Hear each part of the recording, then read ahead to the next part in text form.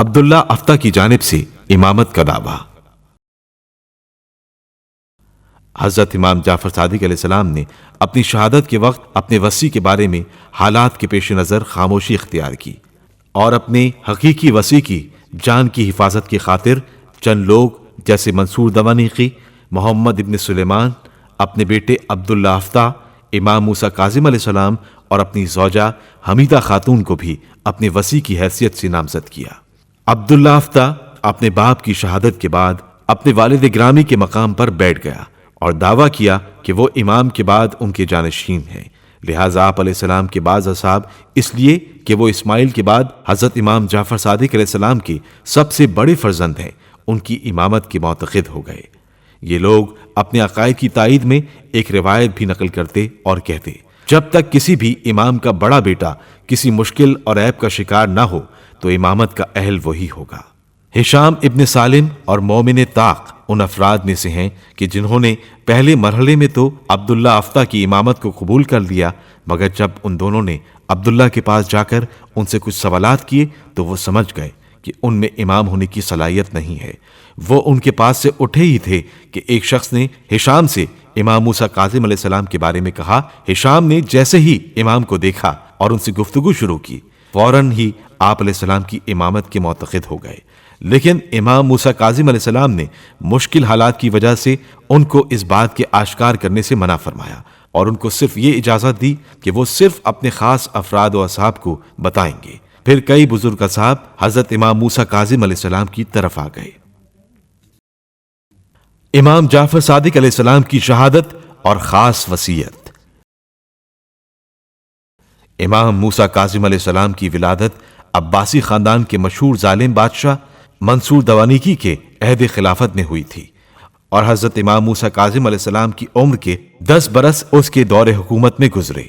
منصور کو خاندان رسالت سے جیسی عداوت تھی اور امام جعفر صادق علیہ السلام کی بے ادبی اور ایذا رسانی جیسی اس نے کی، اس کا مفصل حال امام جعفر صادق علیہ السلام کی سوانح عمری میں گزر چکا۔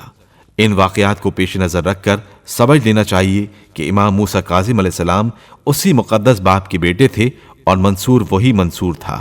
پھر کیوں کر ممکن تھا کہ منصور ایسا کینہ پرور شخص باپ کا مخالف ہو کر بیٹے کے موافق ہو جاتا؟ ہاں، اتنا ضرور ہے کہ امام جعفر صادق علیہ السلام کی شہادت کے بعد اس نے اپنی حکومت کے باقی 10 سال خاموشی میں کاٹ دیے، جس کی خاص وجہ یہ تھی کہ امام جعفر صادق علیہ السلام نے اپنے وصیت نامے میں اپنے اہل و عیال اور جاگیر اور اموال کی حفاظت کے لیے 5 آدمیوں کو محافظ قرار دیا تھا۔ ان میں سے ایک منصور بھی تھا۔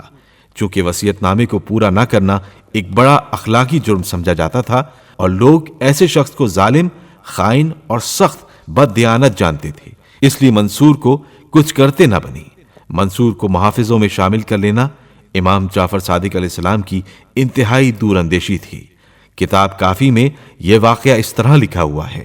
ابو ایوب نحوی کا بیان ہے، ایک روز جو میں منصور کے پاس گیا تو وہ ایک خط پڑھ رہا تھا، پھر مجھ سے کہنے لگا، یہ محمد ابن سلیمان حاکم مدینہ کا خط ہے۔ وہ لکھتا ہے کہ جعفر صادق نے انتقال فرمایا، تم اس کے جواب میں لکھ دو کہ اگر انہوں نے کسی شخص کو اپنا وصی مقرر کیا ہو تو اس کا سر کاٹ کر فوراً میرے پاس بھیج دو۔ میں نے اس کے حکم کے مطابق ایسا ہی لکھ دیا۔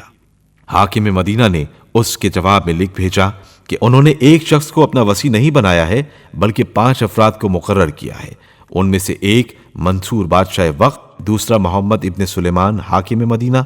تیسرا عبداللہ افتہ، چوتھے اپنے بیٹے موسیٰ اور 5ویں جناب حمیدہ خاتون ہیں۔